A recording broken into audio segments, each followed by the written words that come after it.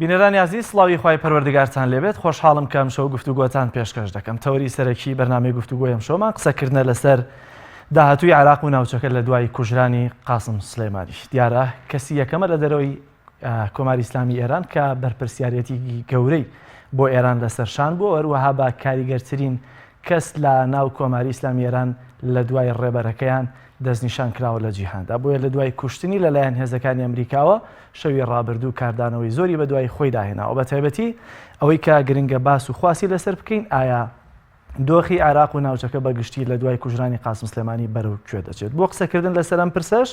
هەر یەکە لە بەڕێزان هەردی مەهدی دکتۆرا لە مێژووی سیاسی هاوچەرخ لە ئێران و هەروەها بەڕێز دارا محەممەد ئەمین چاودێری سیاسی لێرە لە سلێمانی لە ستۆدیۆکانمان میوانمانن قسە لەسەرم بابەتە دەکەین سەرتاش دەچمە لای بەڕێز مامۆستا هەردی مامۆستا زۆر سپاس بۆ دەرفەتە ئەگەر لەوێەوە دەست پێ بکەین ئایا لە دوێنێشەوە یاتوانم بڵێم لە دەستپێکی ڕۆژی ئەمڕۆوە تا ئێستا بەردەوام ئێران هەڕەشەی تۆڵەسەندنەوەی قاسم سلێمانی دەکات تۆڵەسەندنەوە لە چوارچێوەی چیدایەوە تا چەندەم تۆڵەسەندنەوە پریشکەکانی لە ناو خاشی عێراقا دەبێت دوو سیناریۆ هەیە بۆ تۆڵەسەندنەوە لەم حاڵەتە یەکەمەن ئێران چۆن سەیر ڕووداوەکە ئەکات ئەمریکا وا سێریکا کە هێرشێکی بەرگری کارانەیە ینی ببوورە گورزێکی بەرگری کارانەیە ئەمە هێرش نییە گورزێکی بەرگریکانە گورزێکی کتوپڕ بووە وەکو بەرگریەک گرتێتی لە ڕاستیشا ئەگەر ئەم دوو مانگە بە مجەڕەدی وەرگین هەروایە ینی ئەگەر سەیری ئەم ساڵکەین نزیکەی 10 بۆ 12 پەلاماری بەرژەوەندەکانی ئەمریکا دراوە ناوچەکەیە و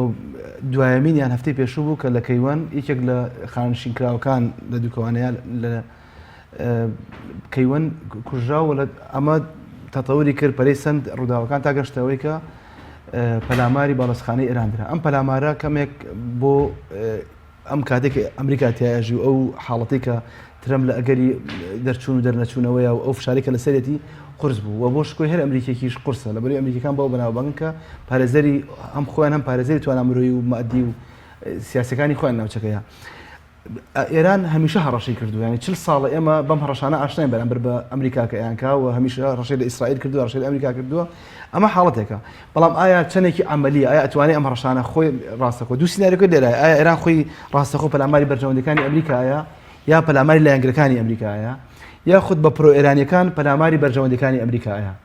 کە پێم وایە ئەمەی دومیان تا ڕادەیەک لە ئارایە کە لە هەردوو حاڵەتەکەیە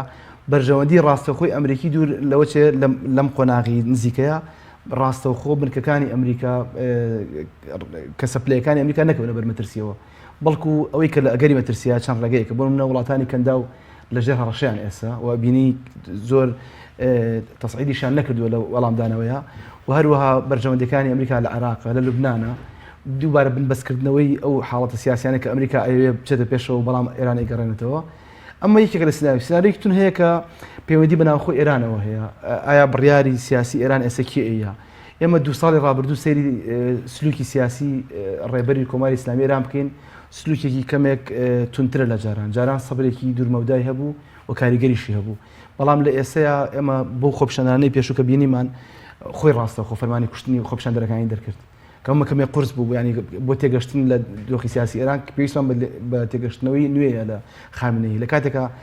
ئەگەر ئەمڕۆ ئەو بڕیار هەندێک هەواڵ دزەی کردو کە ئەڵێ وتوێتی خێرا وەڵامێکی سەریح و گورچک بڕم ئەوێ کە پەلاماری ئەمڕۆ لەگەڵ 4 کەسی باڵای ینی کادی سەربازی ئێرانە دانیشتووە کە یەکیان ئەو سەکردە نوێیە کە دانراوە بۆ سوپای قودس ینی نازانم تا چەندێک ئەم دقیقە ئەم هەواڵەیە دقیق نییە بەڵام لە هەموو حاڵەتێکە پێم وایە پرۆ ئێرانەکان ڕۆڵی گەورەتر ئەبین لەم کاتەیە و ئەم ناوچە پەرەسەندنێکی خێراتر بەخۆیەوە ئەبینێت بە هەمان شێوە جۆرێک لە قازانجی شتیایە بۆ هێز ئەسوڵگەرەکان هێز ئەسوڵگەرەکانی ناو ئێران لەبەرێکە لە ئێمە لە بەردەم هەڵبژاردنین لە هەڵبژاردنی پەرلەمانی ئێرانین ئەمریکا بەم لێدانە تقریباً شارعی نظامی ئێران نەک خەڵکی ئێران ئێمە دوای یەنەسەری نظامی ئێرانی کردەوە بە یەک و دەرکەوت لە بینی میانڕە و تونڕەوە ئەمریکا فەرقێکی وا ناخات و بەم حاڵەتە ئەوانە کۆ ئەکاتەوە بەدیوی ئەمریکا شادی سانەوە ترەمپ خۆی قازانجی گەورەی لێ کرد چونکە هەڵبژاردن دەڕات نەیهێڵام دوای باسێکم نەیهێڵا ئەو هەڵی کە بەسەر کارتەرە هات بەسەر ئەوی شابێت زۆر باشە مامۆستا دارا زۆر سپاس بۆ دەرفەتە ئەگەر کەمێک بگەڕێنەوە بۆ دووسێ ڕۆژی ڕابردوو ئایا ئەمریکا هێندە زۆری بۆ هاتبوو لە عێراقدا بە تایبەتی کە دەست ببا بۆ قاسم سلێمانی کە دیارە لەماوەی چەندین ساڵی ڕابردوو قاسم سلێمانی لە نێوان عێراق لە نێوان یەمەن لە نێوان سووریا و لۆبنان هاتوچۆی هەبووە وەک باز دەکرێت زۆر جار دەڵێن کاریگەریترین کەس بووە کە هەمیشە ڕووداوەکان یەکلایی کردووەتەوە لەو ناوچانەیە بە تایبەتی. بەرای خۆی بەخشندە مێرەبان سڵاو لە بینەرانی کەناڵی ئاسمانی پێم زۆر سپاس. لە ڕاستیدا کوژرانی سەردار سولێمانی شتێکی چاوەڕوانکراو بووە. کەسایەتیەکی وا زیاد لە 40 ساڵە لە جەنگایە. ڕاستە سەرەتای خەباتی سەربازی ئەم پیاوە لە جەنگی ئێران عێراق بووە تا ساڵی 1970 بەڵام دوای ئەوەی کە جەنگ کۆتایی هاتووە کاری ئەم تاوە نەبووە. بەردەوام هەموو جەنگەکانی ئەم ناوچانە شەڕەکانی فەڵەستینیەکان لەگەڵ ئیسرائیلەکان گروپێکیشیان ناچەند گروپێکیان ئەوان داعمیان کردوون ئێرانیەکان لە لوبنان بە هەمان شێوە لە یەمەن لە عێراق لە تەنانەت لە ئەفغانستان لە زۆر وڵاتی تری دنیا. قاسم سلێمانی بەردەوام سەری ڕمی ئەم هێزانە بووە لە دەرەوەی کۆماری ئیسلامی ئێران. بۆ پێت لە درێژایی 40 ساڵی کاری ئەم پیاوە کاری سەربازی و پلاندانان و پەلاماردانی بەرژەوەندی ئەو وڵاتانەی کە دژ بە ئێران ئیشەکەن و پشگیریکردنی ئۆپۆسیۆن و تەنانەت لە شەڕەکانی کوردستانی چا لە زۆرێکیانە خۆیان ڕاستەوخۆ هاتوون بوونیان هەبووە یانیەوە ناشارێتەوە. لەبەرەوە قاسم سلێمانی بە یەکەی سیاسەکانی هەرێمی کوردستانی ئاشنایە و لەگەڵ دانیشتون و چاقاوان خواردۆتەوە لە هەموو شەڕەکانی شا پێش هەموو کەس گەیشتوێتە ئێرە دواترینیان پەلامارەکانی داعش بوو. بەما ینی ئەم پیاوێکی بەڵێ مەترسیدار بووە پیاوێک بۆ چۆن دەڵێ ئامادەی مردنی تیا بۆ بەردەوام ئەگەری ئەوەی هەبووە لە سەر هەموو شیان ئەمریکا ئەم پیاوەی خستوەتە لیستی تیرۆریستە سپێشەڵەکانەوە یعنی تایبەتەکان. لەبەرەوە شتێکی چاڕوانکرا بووە ئەم پیاوە کە ئەم کارە مەترسیدارانەی هەیە و دەیان چالاکی دژی بەرژەوەندەکانی ئەمریکا ئەنجام داوە نەک ئێستا 10 ساڵ پێش ئێستا خۆم کارە دەبوو ئەگەر پێشتر کەسێکی وەکو ئۆبامابی کردایە بۆ ئەوان بیان کردایە بەڵام دیارەوانە و جورئەتیان نەبوو ئەسبابیش هەبوو بیرکردنەوەی ئەوانی جیاوازە لە کۆماریەکان. بەڵام ئێستا ترامپ جەریئانەترەوە بڕیاریدا و من پێم وایە بۆ ترامپ سەرکەوتنێکی گەورەیە بۆ خودی خۆی بۆ هەڵبژاردنەوەی چونکە ئەمریکیەکان حەزیان بەو بابەتانەیە بەردەوام شعبی ئەمریکی حەزی خۆ بە خۆنواندن و خۆفەرزکردن و حەزی لە خەڵقی جەری ئەو و بە درێژای مێژووی ئەمریکاش وڵاتێکی زۆر خوێن ڕێژ بووە لە شەڕیشا هیچ ڕەحم و بەزەیی نەبووە و هیچ سنوورێکیش نازانێەوە پەیڕەوی هیچ یاسایەکی نێودەوڵەتی نەکردووە و بە حیاتیش کە شتێک لە بەرژەوەندی ئەمریکا بوو بێ چاوەڕوانیەوەی نەکردو بزانێ یاخوا نەتوێگرتوەکان بڕیاری بووەدا ئەنجومەنی ئاسایشی نێودەوڵەتی بڕیاری پێدا یاسێنە دەوڵەتەکان ڕێگای پێدەن ئەو کارەکانی خۆی هەرکردن لەسەرم کاری دیموکراتەکان ئێستا بە جواب هاتوویان لە کاردانەوەکان بۆ نمونە ئێستا دیموکراتەکان ئەمڕۆ لە ڕۆژنامەکانی ئەمریکا ئاڵێنەوە کارێکی نایاساییە کراوە چۆن بڕیاری کوشتنی بەرپرسێکی وا لە وڵاتێکی تر بەبێ ئەوەی ڕەزامەندی وەرگیرێ و ئەو بابەتانە بەڵام ئەمانیش ئەڵێن ئێمە گەورە تیرۆریستێکە و دەمێکە لە لیستەکایە بوو پێشترم کارەمام کردا ئێمە بەرژەوەندەکانمان لە مەترسیدایە و وەگەڕەوەمان نەکردا ئەوش پلانین بە ترسیدار تا چەندە پێوەست و بە دۆخی عێراقەوە کوژانی قاسم سلێمانی پێوەستی هەیە چونکە بمانێ و نەمانێ ئەو بارودۆخی ئەمڕۆ لە عێراق دەگوزارێ ئەمریکا ڕۆلی سەرەکی هەبوو لە ڕوخانی ڕژێم بەڵام بەرهەمەکەی بۆ ئێران بوو ئێرانیەکان ئێستا لە عێراقا حکومەکان ئەوان خاوەنی بڕیارن ئەوان دەسەڵاتیان هەیە هێزەکانی لە عێراقا هەن هێزی ئێرانین بە هەموو جۆرەکانیەوە بەرژەوەندەکانی ئەمریکا لە عێراقا لە مەترسیدان ئەمریکایە کە پێی وایە خۆی ڕژێمی عێراقی ڕوخاندووە بەڵام ئێستا ئەمریکەکان بە ترسا بێ لە عێراقا موشۆ بکەن بە ترس و لەرزەوە توانن کارەکانیان بکەن سەفارەتەکان دەوریە گیرێ وەشتە ناو خەزرا و پەلاماریە درێ و ئەمان لە سەربازگەی کەیوەن و لە تاجی و چەندین جار موشکبارانیان کردوون لەبەرەوە هەموو ئەمانە ئەمریکەکان هەستیانە کرد خەریکە عێراقیان لەدەست دەرەچێ بۆیە دانەوێت سنوورێک بە تایبەتی لەم کاتەشە ناڕزایەکان لە ناو عێراقا هەن سنوورێک بۆ فراوانخوازیەکانی ئێران دابنێن لێرەش و لە سووریاش و لە یەمەنیش و لە لوبنانیش لە هەموو شانان ڕابەرایەتی ئەمیشە لانی کەم نوێنەرایەتی ئێران سەردار قاسم سلێمانی کرد بەگەڕانەوەی سلێمانی لە بەیروتەوە بۆ بەغدا هیچ لە دۆخی عێراق دەگۆڕا لەم چەند ڕۆژە کە دیارە گۆڕانکاریەکان لە عێراق لە گۆڕەپانی بەتایبەتی خۆپشاندانەکانەوە بیگرێتە ناو پەرلەمان و حکوومەت و سەرۆکایەتی کۆمارم چەند ڕۆژە گۆڕانکاری زۆر دانیشی من پێم وانە یەکەم ئێران پشووی درێژە و ئێران نە پێشتر و نە ئێستاش تەسەوری من بیر لەوە ناکاتەوە ئەم شەڕە گەورە بکە خۆی ڕاستە خۆ بیکە ناشیکە چۆ بەرژەوەندی زۆر گەوراکەوێتە مەترسیەوە دەوڵەتێکی وەک ئێران و نەک دەوڵەتێک یعنی با بڵێن ئەم شۆڕشی ئێرانیە کە 40 ساڵ 40 ساڵ بەر لە ئێستا سەری هەڵداوە لە جیهانە نایانەوێت لە دەستی بدەن بە تیرۆرکردنی قاسمی سولەیمانی و دایان کەسی تریش ئەوە شتێکی زۆر زۆر گرنگە بیزانین لەسەرەوە ئێران شەڕ بەرپا ناکە بیر لە تۆڵەکردنەوە کاتەوە و بیر لەوە کاتەوە ئێرانیش وەکو چۆن ئەمریکا بنکەی زۆر بەربڵاوی هەیە لەوانەیە نزیکەی 6,000 سەربازی ئەمریکی لە ناوچەکانی ڕۆژهەڵاتی ناوەڕاست و ئاسیا ئەمانە هەیە ئەمریکەکان بنکیان هەیە لە ئەفغانستان لە عێراق لە کوێت لە بەحرین لە ئیمارات لە تورکیا لە سووریا ئێستا هەیەە لە هەموو شوێنەکان هەیەە ئێران دەستی بە هەمویان دەگا و ئێران لە هەمویانە کاکە ئێستا بۆ سعودی ئەمڕۆ داوایەکە بەهێمنی چارەسەر بکرێت کۆتایی پێبێ چکە دوور نییە وەڵامدانەوەی ئێرانیەکان لە ڕێگای حوسیەکانەوە بێ لە بنکەیەکی ئەمریکی بدەن لە ناو ڕاضە ئێمەش نەبوون حوسیەکان بوون اینجا ئێران چەکی تریشیە کە خەڵک نایزانێت بەشێک لە گروپە تیرۆریستە سونیەکانیش بە بۆچوونی من ئەوانە دۆستایەتیان هەیە لەگەڵ ئێرانە لە ناو خاکی ئێرانە ڕاگوزەریەکەن ئێران دەتوانێت تەنانەت گروپە سونیەکان بەکاربێنێ و چەک و ساروخیان بداتێ و بۆی چالاکی بکەن دژی ئێرانیەکان و بڵێن ئەمریکەکان و بڵێن داعش بوون بەڵام ئەم جارەیان قاسم سولەیمانی حتمما کاتوەتە عێراق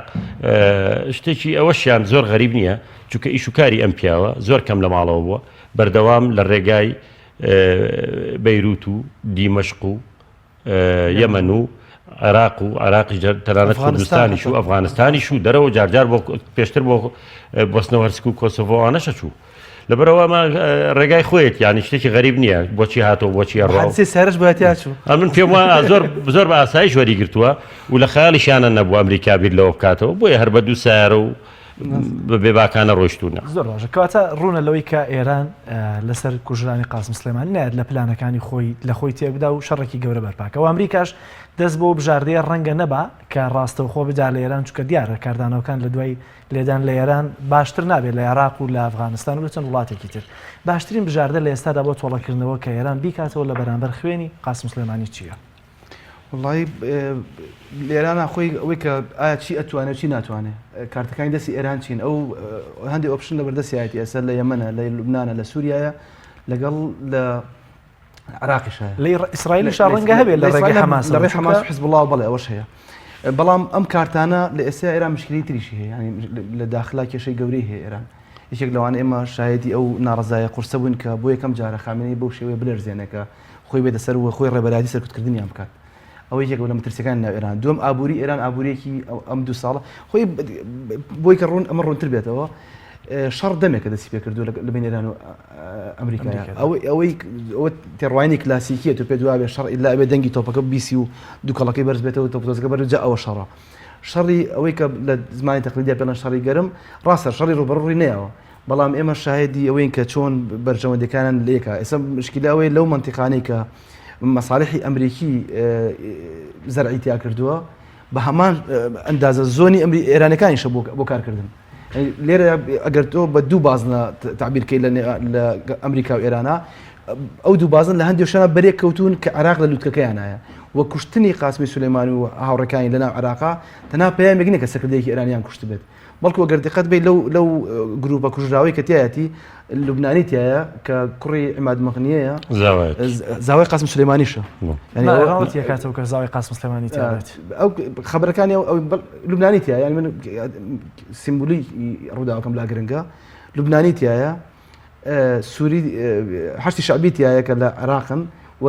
ئێرانیشی تایە ئەمە ئەو شتەش کە ئەمریکا ویستوەتی ئەو پەردەی هەڵماڵێکە لە 2023ەوە ئەلانی زۆر لە 2006ەوە لە ڕێی قانونەوە پەردەپۆشیان کردووە کە ئەمانە حەشتی شعبی بەشێکە لە سوپای عێراق و سوپایەکی نظامی یاخود ئەوانەی لوبنان تەنها لە چوارچێوەی حکوومەتی لوبنانیا کارەکەن و کارە بەڵام بەم لێدانە و بەم زەربەیەکە لە بەغایە ڕوویا ئەو هێڵەی کە خەیاڵ بۆکراوە لە دیدی شیعە مەزەبەکانەوە بەتابەت ئیسنا عەشەرەکانی کە ئێسەی باوەڕیان بە تەصدیری سەورە هەیە و ئەم لێدانە ئەوەی دەرخست کە ئەکرێ ئەمانەی کۆ کردەوە لەبەرەوە بۆ تێڕوانین بۆ تێگەشتن لەوەی کە ئێران هەڵوێستی چیە بێت بیر لەوەش بکەیتەوە ئایا ئەو توانایی داخل ئێران چییە بۆی کە بیکە لە ئێستا دابڕانێکی گەورە هەیە لە نێوان خەڵکی ئێران و حکوومەتی ئێرانیە لەبەر چەند خاڵێکە کە لێرا کاتی شیکردنەوەی نیە بەڵام بە خێرایی یەکەم دەستگای شورانی گەبانمانەیە کە سیانی دەستوری پێڵێن کاری بووە فلتەر دروستکردن بۆ ئەوی کە ئەوانەی کە بەدڵی خۆی کاندیدەکانی خەریب لەوەچێک هەر وڵاتی دیموکراسی بگەڕێتەوە 1600 شتێک کاندید هەبووە بۆ سەرۆکایەتی خۆی پاڵاوتووە لە ئەخیرا شورانێکە تەنها 6 نەفەر هێشتێتەوە ئەم 6 کەسە توانێت خۆی هەڵبژێرێ کە هەر شەشیان ئوسولگەران هەندێکیان ئوسولگەرای معتەدلن هەندێکیان ئوسولگەرای کاملن هەندێکیان ئەڵێن ئێمە فەراجەناحین یعنی سەر و باڵ و باڵباڵێن 6 نەفەر توانێت خۆی کاندید کە هەر کەسیان دەرچێت هەر کامیان دەرچێت ئەوە هەمان سیاستی بگرێتە بەر باری ئابووری ئێران هەندێک ئەوەی کە لە شارع ئێرانە ئەیبینیت بەشێکی زۆری کە ئەڵێ ناوی قاسم سلێمانیان ئەبرد بە شێوەیەک هات تەسویریان نەکرد جیا لە ئەفسانە سازیەکەی نظامی ئێرانی پیان وا بوو کە ئەمە بریت پارەی ئێرانی ئیشەکەی ئەمەیە پارەی ئێرانی ئەبات بۆ سووریا بۆ لوبنان بۆ عێراق و بۆ یەمەن و لێ خەت بۆ ئێمە پارەمان نییە و ڕاستیەکەشی ینی ئەگەر سێری ئەو ئەفسانە سازی و ئەو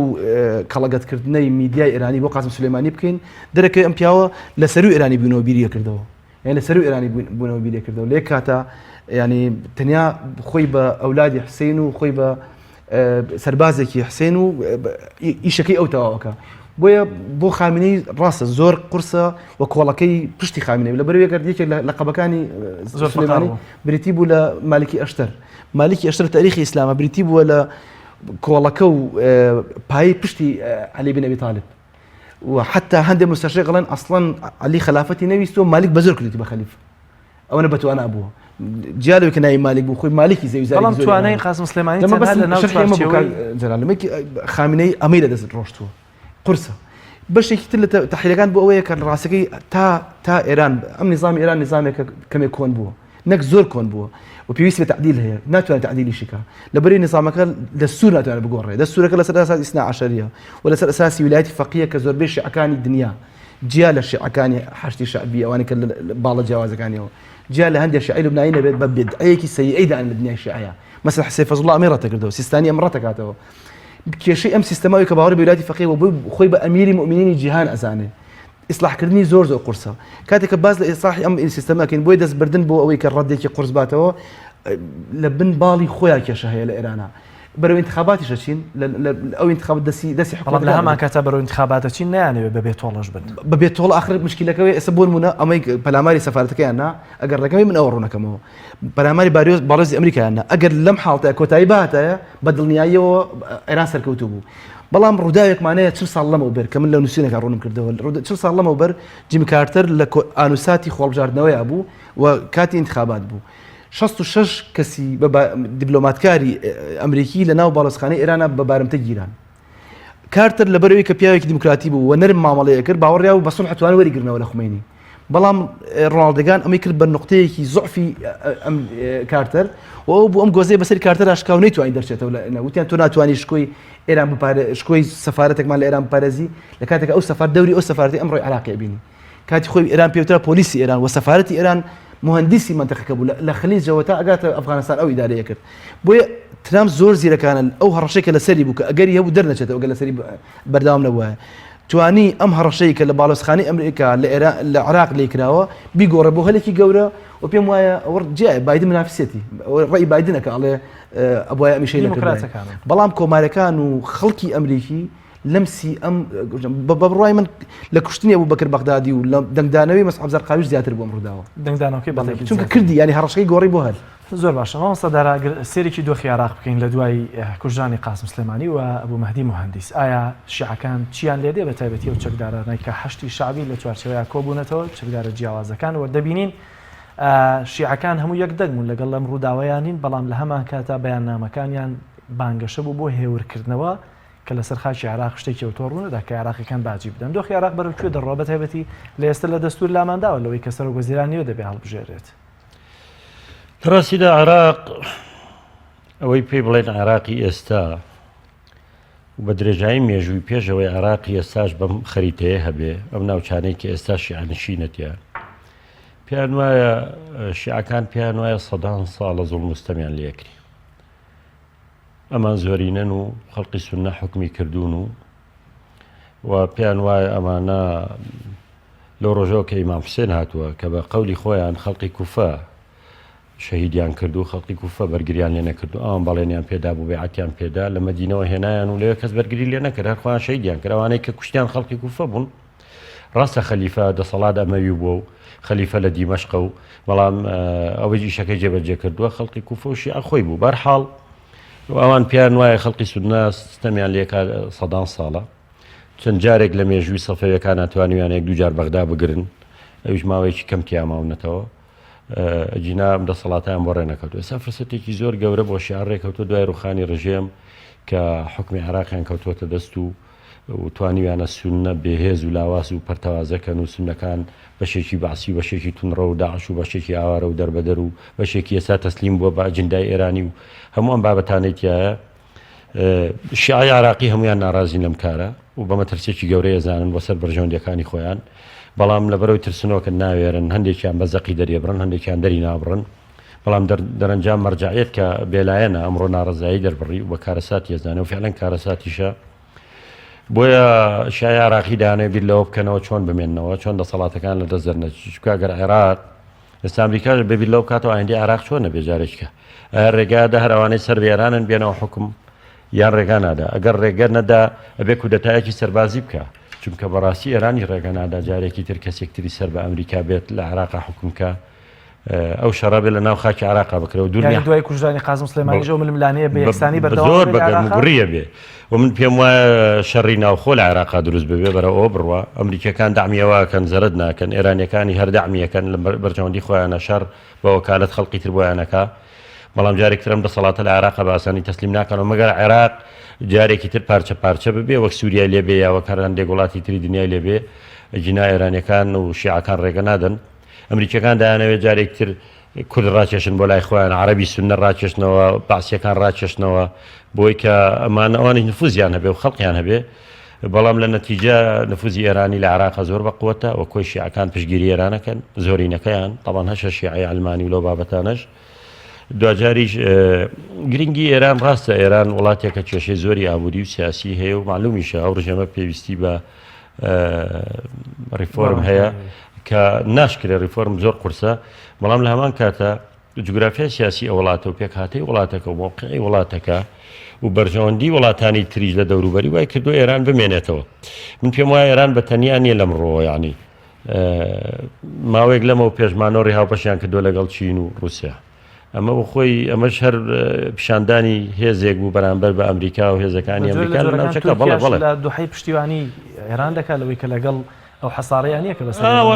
ئەوەش زۆرێک لە بەرژەوەندیە خۆی لە ڕاستیە هەرێکیان کێشەیەکی هەیە خۆ کێشەی ئێران و تورکیا کەمترێن لە کێشەی ئێران و ئەمریکا بەڵام ئەمڕۆ هەندێک بەرژەوەندی هاوبەشیان هەیە لەوایەکیان گرتوتەوە ئەگەر نا کێشەی ئێران و تورکیاش بەخۆی زۆر قوڵ و گەورەیە بەڵام لە نەتیجە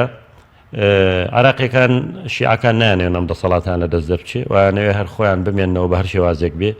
و ئەگەر حەشتی شعبیش بناوەکەشی بگۆڕن لەژێر فشاری ئەمریکا و پەلاماری ئەمریکا بەڵام نایانەوە دەسەڵات لە دەست شیعە جارێکتر دەرچێتەوە ئەم ڕووداوە مامۆستادارە ئێرانیەکانی هەڵ قبوڵ ناکەن چونکە ئێرانیەکان لانی کەم لە عێراقا نفوزێکی بەقوەتیان هەیە باس لە مختەدا دەکرێت زۆرجار لە ڕابردوودا دەکرا لەوەی کە پامەنی ڕەنگەدێت لە سیاسەتەکانی ئەمریکا بێت ئەم ڕووداوە دەکات کە شیعەکان وەلایان بۆ ئێران بگەڕێتەوە جارێکترەوەی کە هەنگاوێک ڕوو بە ئەمریکا ڕۆشت بنە پێشەوە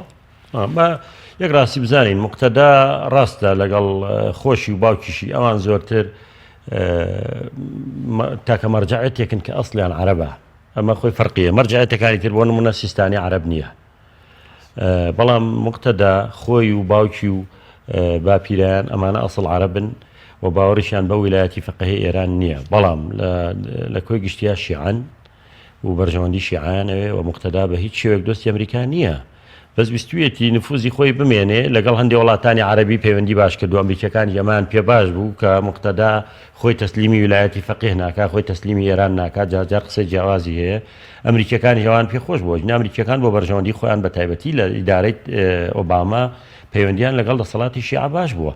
تەنانەت بۆ لێدانی داعش هەندێک لە چەک و تەقەمەنی ئەمریکی نەکەندێک بڕێکی زۆریان داوە بەم حەشتی شعبیە بەکاریان هێناوە ئەوە تاهات نەکردبوو باز لەوا کرێت سەردەمێکە بۆ سیستانی بڕێکی زۆر پارەی وەرگتووە لە ئەمریکەکان ئەوە بەرژەوەندی هاوبەشە بەڵام لە نەتیجە مقتەدا سەدری شەر شیعەیە و ئەویش لەگەڵ بوونی هێزی ئەمریکان ئەم ڕووداوای لێکا وەلای زیاتری بۆ ئێران بگەڕێت من پێم وایە وەلای بۆ ئێرانیش نەگەڕێتەوە وەلای بۆ ئەمریکا نابێ بەڵام مقتەدا ئێستا لەوە ئەترسێ کە دەسەڵات لە دەست شیعەی عراقی دەرچێ بۆیە ئێوێ خۆی بێنێتە پێشەوە وەکو بەدیلێک بڵێ من نە ئێرانیم و نە ئەمریکیم و من نیشتیمانیم و دەنگ بە من بدەم و ئەو من بەدیلێکم لە ساحەکەیە و بەڵام دەرەنجام ئێرانیش مقتەدای قبوڵە کە کەس نەمایەوە چونکە لانی کەم هەر ئەم شیعەیە باشترە وەک لەوەی کە ئەفسەرێکی سەربازی بێ سبێنێک و دەتا بکە کۆنە بەعسیەک بێ چونکە ئێستا هەندێک لەو ناوانەی کاندیدن شیعەن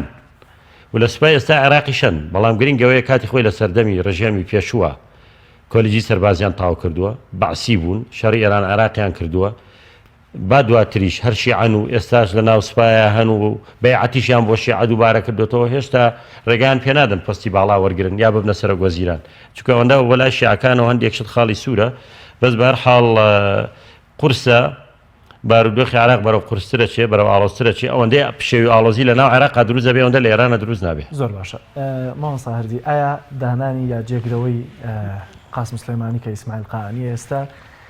و بەتایبەتی وتانەی کە ئێران باس لەوە دەکات سیاست و کاری سوپای قودس لە دەروی سنوورەکانی ئێران وەکو خۆی بەردەوامە ئایا هیچ کەلێنێک بە ڕۆشتنی قاسم سلێمانی دروستە بێ لە سیاسەتی ئێران لە بەتایبەتی وڵاتانی دەوروبەر؟ سوپای قودس سوپایکی مؤسسی کرا ینی سوپای لایەنگرەکانی ئێرانە لە دەرەوەی ئێران چارەکان لە دەرەوەی ئێرانە بەڵام ئێران مؤسساتی ئێران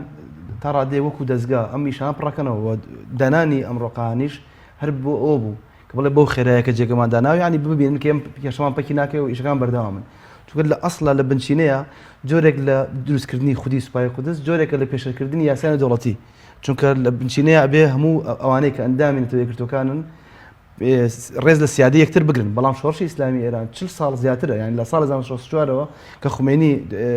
ڕێبەرایەتی حوزەی کردەوە بەدەستەوە ئەو باوەڕی وایە کە شۆڕژە ببنێرێتە دەرەوە یان تەنانەت لە ئێران ناوەستێتەوە کە ئەمە خۆی بۆ خۆی پێشەری بنەمانە دەوڵەتەکانی سیاستکردن و دژی بنەمای واقعگەرایی سیاسیە کە تقریبان ئێستا لە جیهانە پیادە ئەکرێت بەڵام جێگرتنەوەی کەمێک لە ڕووی یاسایی وشتەوە و لە ڕووی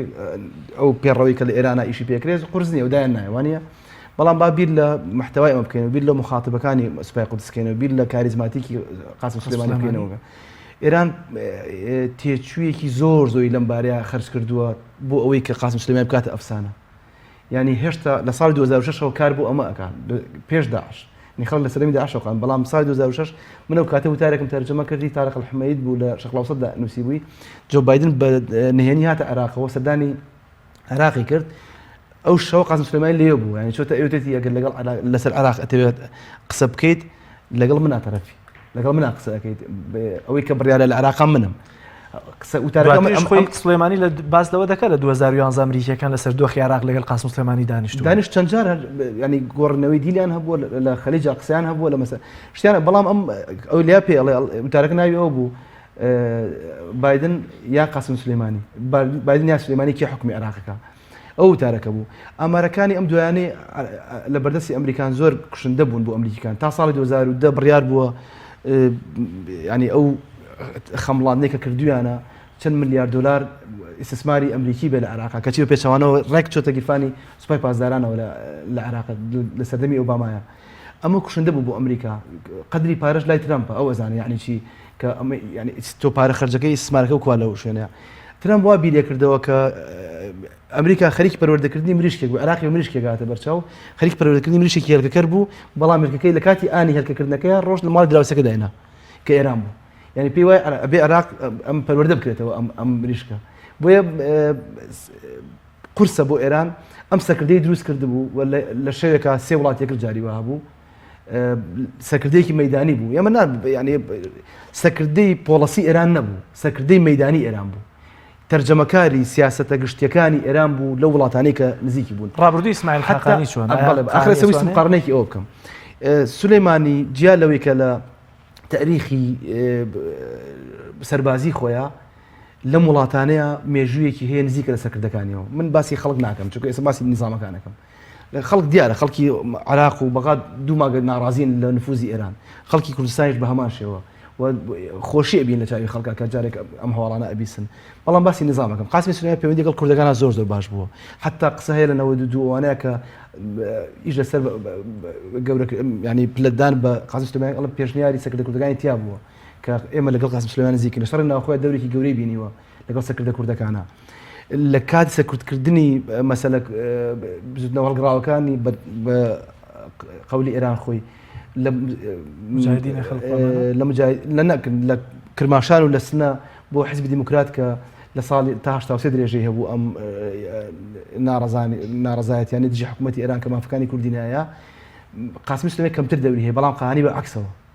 یعنی ئەم تاریخی لە سەرکردکردنی مزارەکانی جنوبی ئێران و لە مەشهەد ئەوانەیە هەیە بەڵام قانی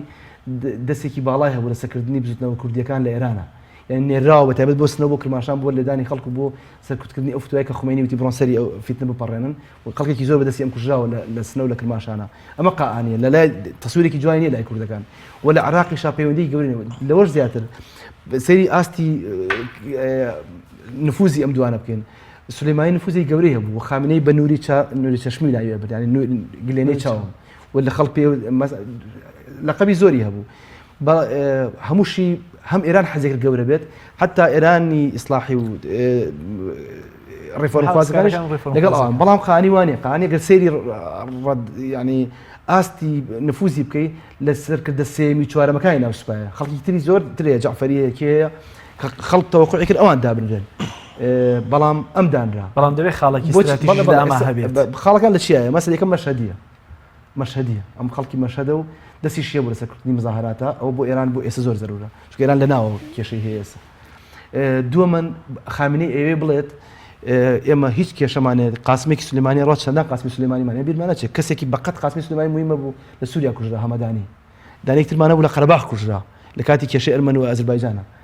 یعنی ئەمە جێگەیان هەیە جێگەیان چکۆ مەسەلەکە ئایدۆلۆژیە کاتە سیاسەتی سوپای قودس لە دەرەوە لە عێراق لە ئێمە لەمانە بەردەوام چی بوو قورسە ئەم پەیوەندیان ڕاگریتەوە قاسمی سلێمانی کە قسەیە کرد زەریف بێدەنگە بوو بەڵام قانی بۆ بەناوبانگە کە تویت و لە دوانی ئیستفزازی هەبوو مەسەلەن کاتێک بەشار ئەسەد ڕۆژ بۆ ئێران زەریف نەیزانی بوو لە کاتێکە قەرارە وەزیری خارجیەکەم کەس بزانێ هەر بانگ نەکرا بۆ کۆبوونەوەکە قاسمی سلێمانی و ئەقانی لێبوون لەگەڵ ڕێبەری کۆماری ئیسلامی ئێرانە دانیشت بوون دوای کەس وەڵامی نەیە لەسەر زەریف تووڕە بوو ناڕەزە حتا دوای استقالەشی کرد دوای گەڕاندیانەوە تووڕە بوو زەریف و پێی ناخۆش ئەمەی دەربڕێت لە میدیاکانە تەنها قانی جوابیایەوە ئەی بەوە بەناوبان کە ئیزعاجکەرە ناو ئێرانیشە نووسی بووی ئەوەی کە پێویست بوو بزانێ بۆ هاتنی بەشار ئەسەد زانی ئەوەش کە پێویست ناکات بزانێ پێویست ناکات بزانێ قورسە بۆ سەکرتەری سەربازی وا بڵێ بە وەزیری خارجەکەی خۆت من پێم وایە زەریفیش جۆرەکان ڕزگاری بوو لە دەستی قاسمی سلێمانی بەڵام مشکلەکەی جێگەکەی زیاتر لەوە تونترە زەریف لە ماوەی بوون بە وەزیری خارجی نەبووە بۆ وڵاتانی ئاسیا هەر قاسمی سلێمانی بوو حتا بۆ رووسیاش بۆ رووسی چەند جار قاسمی سلێمانی چۆتە رووسیا زەریف نەچوو ئەگەی لێ نییە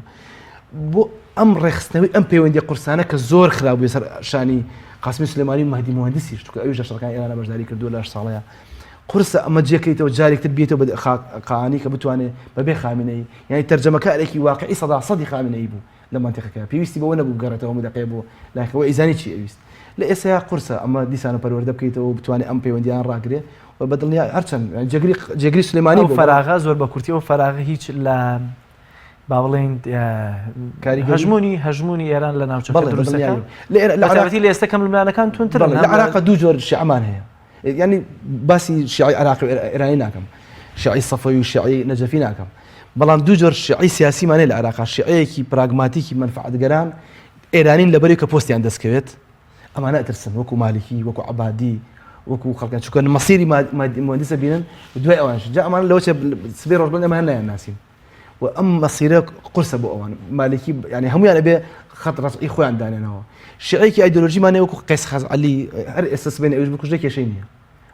ئەو کەسێک ئەچێت سەر حدودی ئیسرائیل و ئەگەڕێتەوە ئەچێتە بۆ تاران و ئەچێت بۆ خۆراسان و ئەنی ئەم جۆرە شیعانە بەدڵنیا ئەمە هیچ بێدەنگ نابن و حەشتی شعبی لەوە چێت زیاتر لەمە گەرمتر بێت و کاردانەوە هەبێ بەڵام بۆ ناو پرۆسی سیاسی عێراق ئەگەر دقەتی بەیاننامەکانی سەرۆکاتی هەرێمی کوردستان بێت لە دووسێ ڕۆژی ڕابردووی بەرامبەر باڵوسخانەکە کە من بەزیرەکانی ئەزانم ینی خەتڕاجەیەکی باشی هێشت هەمووی خەتڕاجیان هەیە بەشێک لە سەرکردەکانی بەڵام هەندێک سەرکردێتمە حتا ئەوی سیستانی ئەوەی کە داراق سێ سەر کرد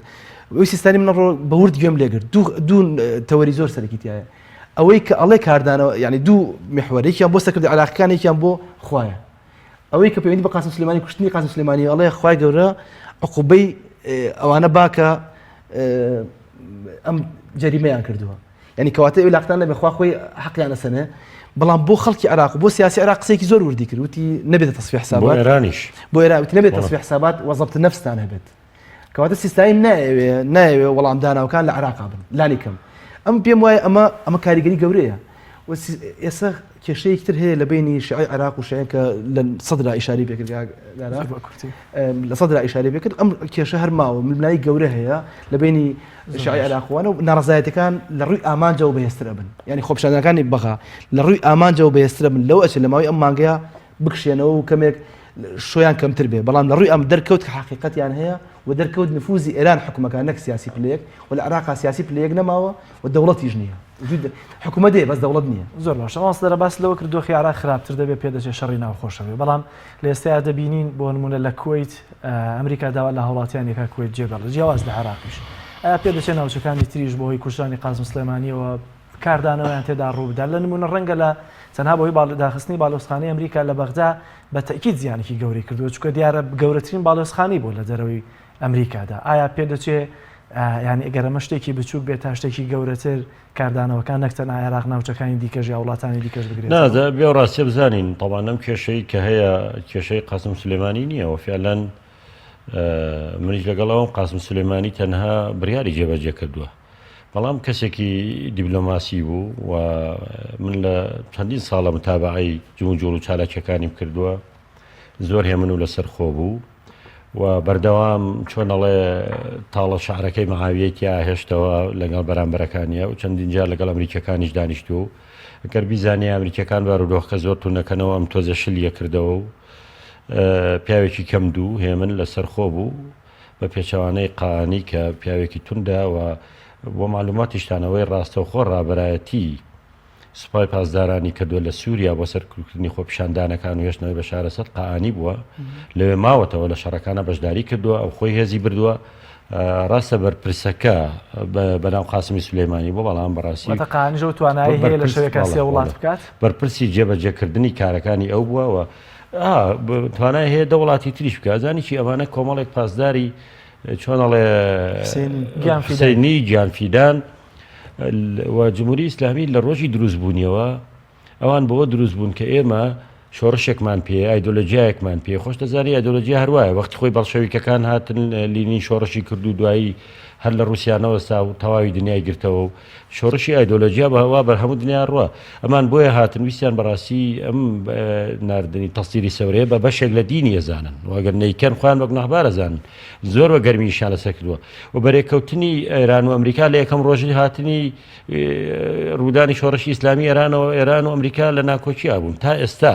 بەڵام هەردوو لایەن هەندێک بەرژەوەندی هاوبەشیشان هەبوو جاریەوە بە ئەمریکا ئیسفادە لە یەبوونی ئێران کردووە پارەی لە خلیج وەرگرتووە و شتی لەو بابەتانەش بووە بەڵام لە نەتیجە کۆماری ئیسلامی ئەم خەڵکەی خۆی وا پەروەردە کردو بە تایبەتیەوەی لە ناو سوپای پاسداران و لە ناویشیانە قودس یا هەمووانی تریش کە سەربازی گیانفیدای ئەو ڕێبازن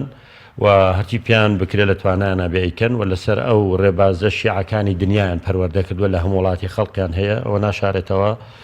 و قاسمی سلێمانی بمێنێ نەمێنێ دایانی تریان هەیە ئەیهێنن و هەمووشیان هەر لەسەر ئەو نەهجەن کە دژایەتی ئەمریکا بە واجبێکی شەرعیە زان و شەیتانی گەورەیە خۆ لە یەکەم ڕۆژەوە شەیتانەدا نەبەزیوە بۆ دەرەجە دووە و هەر دەرەجەیەک بووە لەبەرەوە وا بیرەکەنەوە بەڵام بوو لە پێناومانەوەی خۆیانە نەیانگەیاندۆتە مریشکە ڕەشە لەگەڵ ئەمریکا و پێشم وایە ئێستاش هەر ناگەێننەوە ئەڵێنەوە قاسم سلێمانی هەر بەخۆی بە دوای شەهادەت تاگەڕا و کۆتایی هات بەڵێ هەرواڵێ و دواتریش هەر کەسێکی کە بێ ئەم کارەکە بەڵام کارکتەرەکان وەکو یەکنین حتمەن لەوانەیە کارکتەرێکی تر بێ زۆر زوو بەریەکەوتن ڕووبدا و بارودۆخەکە بەرەو قورستریش بەرێ بەڵام لەگەڵەوەشە وەکوتمان بوونی هێزەکانی ئەمریکا لە کەندا و لە هەمووی هەیە هەمووشی لە بەردەستی ئێرانە ئێران دەستی ناگاتە ئەمریکا لە دوورەوە بەس لە ڕێگای وەکیلەکانیەوە و خۆشی ئەگەر بیەوێ دەست دەتوانێت پشێوی و ئاڵۆزی لە وڵاتانە دروستکەوە هەمووشیان زۆرە ترسن زۆر ئاسانی چێت چونکە شیعەشی تیادانیچێ لە وڵاتانە شیعە هەیە بنکەی سەربازی گەورەی ئەمریکا لە بەحرین هەیە بەحرین دانیشتوانەکەی زیاد لە نیوەی شیعەیە لەبەرەوە ئێران لەوانە نفوزی هەیە کاتی خۆشی پێمە شیعەکان کۆنتڕۆلیان کە دەگینا لەوێش بەڵێ ئێران ئەوەیە زانێ لە عێراقیشا بە هەمان شێوە ئێران گروپە چەکدارەکان سربەخۆنی وە گیانفیداشن فیعلەن بۆ کاری خۆیان ئەوەی لە توانایە نابێ ئەیانەیە کاردانەوەشیان هەبێ ڕەتفعلیشیان هەبێ بەس بەلای من لە هەموو ئەم ڕووداوانە گرنگتر ئەوەیە ڕاستە ئەمە ئاڵۆزیەکی زۆری لە عێراق و لە ناوچەکە و لە جیهان دروست کردووە بەس تایبەتتر چقەکەی بە بۆچوونی من عێراقە ئێمەی کورد هەڵوێستمان چییە یان ئایندەمان چۆنە یا ئەمە کاریگەری لەسەر ئێمە ئایندەی عێراقیش و کوردستان کوردستانیش و عێراقیش وەکوتم ئایندەی عێراق دوور نیە بەرەو شەڕی ناوخۆ بچێ ئێرانیەکان دایانەوێت کۆنتترۆلیکەن و ئەمریکەکانیش دایانەوێ بیکەن ئەمریکەکان کە بۆیان بکرێت زۆرتر لە کوردستان و ناوچە سونیەکانەوە بۆیان دەکرێت و هەندێک ناوچەی تریش ئەو ڕاستە ئاسمانی عێراق بەدەست ئەمریکەکانەوە بەڵام بەڕاستی خەڵکو و دڵی عێراق شیعەکان لەگەڵ ئەمریکانیە وا بێ و ڕاستی بزانین ئللا ئەو شیعانە نەبێ ئەو شیعانەی کە بێزاریشن لە گەندەڵی و ئەو شیعانەی مەگەر شیعەیەک بەعسی بێ و ئەوە هەر دوور بێ لەو دەسەڵاتە یان چەپەکان بن لە ناو شیعەشا و بابەتانە هەن بەڵام بەگشتی بەڕاستی شیعە دڵی هەر لەگەڵ شیعەگەراییە ینی باوەرت ببێ تەنانەت ئەو شیعانەی کە چەبڕەون کە هیچ التیزامی دینیان نییە چاوەڕێی ئەوەن لە عاشورایە بچن دوو فرمێسک بڕێژن و بەڵکو خوالیان خۆش بێ ینی ئەمە مەذهبی لە شیعەگەریان مەشتێکی زۆر گرنگە شیعەگەریان بەلاوە گرنگە بەڵام ئێمە تا ئێستا لە هەرێمی کوردستانە کە بەناو حکوومەتی هەرێممان هەیە و فیدراڵین و ئیدارەیەکی نیمچە سربەخۆمان هەیە یا هەر سربەخۆشە بەناو ئابووری سربەخۆشمان هەبووە بەڵام ئێمە نەمانتوانی و ئیدارە ئەم هەرێمە بدەین کام ئاسایشمان باش بوو کە کێشەی مەذهبیمان نەبوو کە ئێرانیش دۆستمان بۆ ئەمریکاش دۆستمان بۆ و هەموو لایەک دۆستمان بوون بەڵام لەگەڵەوەشان نەمانتوانیوە کێشەکانی خۆمان چارەسەرکەین خزمەتگوزاری سەرەتایەکان دابینکەین نەمانتوانی و ئابووری ناومان نابووری سربەخۆ یا سەرکەوتوو بین بەڵکو تووشی شکستێکی گەورە و چووینە ژێر قەرزێکی زۆرەوە هەتا ئێستا بەشێکی زۆر لە موچە و داهاتی ئێمە لە بەغداوە دێ ئێگەر نەهات گۆڕانکاری بۆ حکوومەتی هەرێم چۆن چارەسەر ئەم کێشەیەکە ئێوە زانن طبعاً بمانێ و نەمانەوە ئێستا حکوومەتی هەرێم لە هەموو کەس حراشترە نازانێت چۆن هەڵوێز دەربڕێ زانی بۆ چونکە حکوومەتی هەرێم ناتوانێ دەستخۆشی لە ئەمریکا بکە و بڵێ کارێکی باشتان کردووە و ناشتوانێ بەیانێک دەرنەکا و ناڕزایی دەرنەبڕێ و دوو فرمێسک نەڕێژێ چونکە بێ ئەو ڕاستیە باش بزانین ئێران بە کەس نەوێرێ بە حکوومەتی هەرێمە وێرێ واتوانێت کێشەی زۆر گەورەی بۆ دروستکە واتوانێت حدودەکانی لێداخە واتوانێت مەشاکلی زۆر گەورەی بۆ دروستکە و بێ ئەوەش بزانین دوای ریفراندۆمە سەر نەکەوتوەکەی کە هەرێم سوور بوون لەسەری بکە وەکرا و هەموو لایەک سنوورەکانی داخست و پەلاماری هەرێمی کوردستانیاندا و ئەمریکا خۆی ڕێگای کردەوە جارێک کە بەغدا بێتەوە ئەو ناوچانە لەژێر چاوی تایارەکانی ئەمریکا دەبابەکان هاتنەوە کەرکووک و هەموو ناوچانە زۆر بەڕاشکاوی یەکەم کەس کە دەرگای لە بارزانی کردەوە سەردانی کرد قاسمی سولەیمانی بووە یەکەم وڵات کە هاتۆتەوە وتی ئێوە ریفراندۆم حەسارتان لەسەر دەرگاتان لێداخرا غەڵەتێکتان کرد بەڵام ئێمە هەرماوین دۆستی ئێوەین ئێمە شۆڕش و خەباتمان پێکەوە کردەوە هاتوین فەرمو چیتانەوێ یەکەم وڵات کە هاتووە ئێران بوو یەکەم کەسیش قاسمی سولەیمانی بووە و دیارە ئەوەی کا لە بیسمان کاک مەسعودیش دەستخۆشی لێکرد بوو خۆشحاڵی دەربڕی بوو بە خێربێن ئێمەمانەوەی لاپەڕی داعشش لە مەخمور دیارە هەر باستەوە ئاشکرا لەگەڵ هاتنی داعشیش یەکەم کەس هێزی ئێرانیەکان هاتوون و کاک مەسعودیش دەستخۆشی لێکرد بوو توی پێمان باشە دەرگایەک بکەینەوە لەگەڵ بەغا ئەم دەرگای هەرێم کە کرایەوە لەگەڵ بەغا دوای ریفراندۆم قاسمی سولەیمانی کردیەوە نەکەوە بەغدا بە هەموو کوت لە شیعەکانەوە لە پەرلەمان دەنجیاندا یەک ساڵ نەوت بڕوا بۆ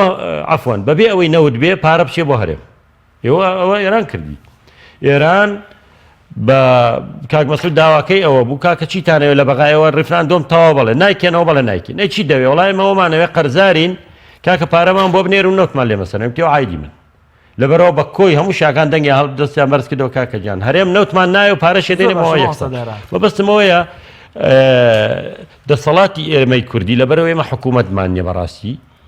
تەنها ئێمە میلیشیامان هەیە یەکێتی پارتی بۆ دژایەتی یەکتریش بە ئیشان بە ئێرانە و منافەسە ئەکەن و ئێران فعلا نەتوانە سەرێشەی گەورە دروستکە ئێران وڵاتێکی زەبەلاحە بۆ ئێمە بۆ ئەمریکا نەیتوانە بیکا بۆ ئێمەیکا کە بۆ ئەمریکاش هەندێک پێکرێ لەبەرەوە هەرێم ناتوانێت واز لە ئێران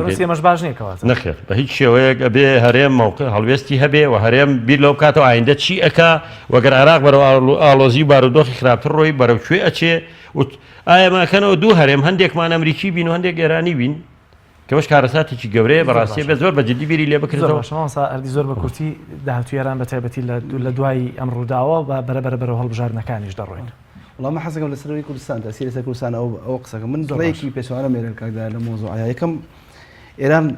ناتوانێت دەست لە هەرێم بەرە ئێران ناتوانێت لە ئێستا ئێران ناتوانێت دەست لە هەرێم بەرە چونکە هەرێمی کوردستان بۆ ئێران خاڵێکی زۆر گرنگە حتا ئەگەر مغازلەی ئەمریکاش بکەین ئێران حەزەکە لەو زیاتر نەر وەکو یعنی حەز ناکە ئێمە بە سەداسەد کاملی بگەین بچین بین بە ئەمریکی ئێمە شەر دراوسەیەکی باش بوون بۆ ئێران یعنی لەوەی کە هەیە ئێران بەس باشەکە زۆر بەدەستی خۆمان بێت من پێم وانە بەدەستی خۆمان نەبوو بێ کورس هەرێمی کوردستان هەنجار یاری زۆر باشی کردو لەم حاڵەتەوە ئەوەی کە پێرێ وتی نابێت ئەمریکان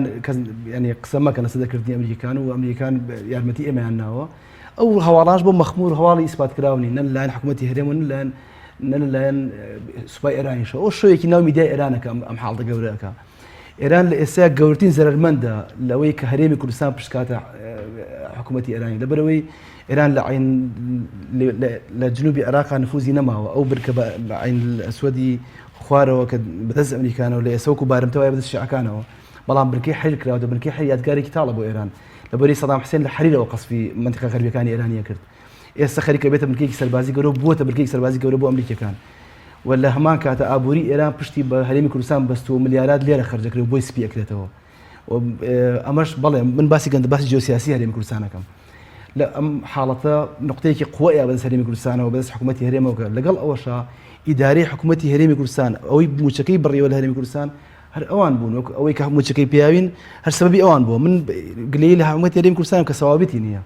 سەوابەتی لە سیاستانیە ئەگینا معقول نییە ئێمە 100 ساڵ خەباتمان کردووە ئێستا سەر 314 ملیار یان نایەن بەڵام پێچەوانەوە پێم وایە فشاری ڕفراندۆم بوو کە وای کرد کە موچەی ئێمە بنەوە بۆی جای ڕفراندۆم نەکەینەوە و سەرکەوتوش بۆ ڕفراندۆم هەموو دقیق و کارتە زیینووە و ئێستا شێگەڵا بێت ئێستا کە عێراق لە بەردەم هەڵۆشانەوە و سەکردەیەتیان نەماوە